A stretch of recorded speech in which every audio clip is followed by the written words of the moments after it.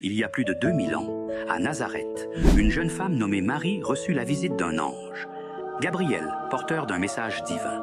Ne crains pas, Marie, car tu as trouvé grâce auprès de Dieu. Tu concevras et enfanteras un fils, et tu l'appelleras Jésus. Il sera grand et sera appelé Fils du Très-Haut. Marie était troublée, mais elle accepta avec foi.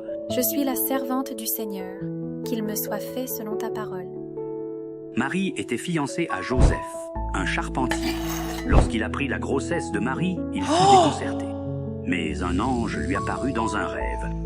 Ne crains pas d'épouser Marie.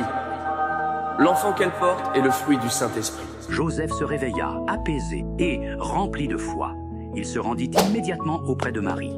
Ensemble, ils se préparèrent à accueillir cet enfant béni et à entreprendre le voyage qui les attendait. L'empereur Auguste ordonna un recensement, obligeant chacun à se rendre dans sa ville natale. Marie et Joseph, originaires de Bethléem, prirent donc la route. Arrivés à Bethléem, la ville était pleine à craquer. Chaque auberge affichait complet.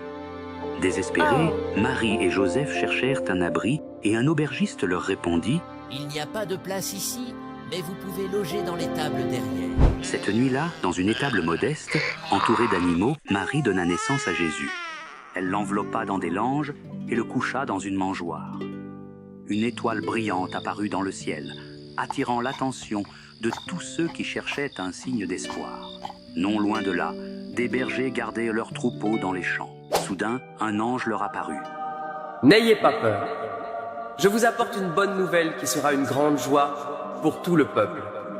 Aujourd'hui, dans la ville de David, un sauveur vous est né.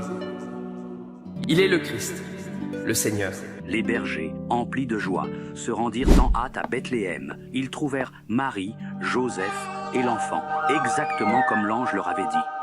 La naissance de Jésus marqua l'aube d'un royaume humble mais éternel. Une histoire de foi, d'espoir et de joie qui rappelle que même les commencements les plus simples peuvent donner naissance à des merveilles. La Bible illustrée vous souhaite un joyeux Noël.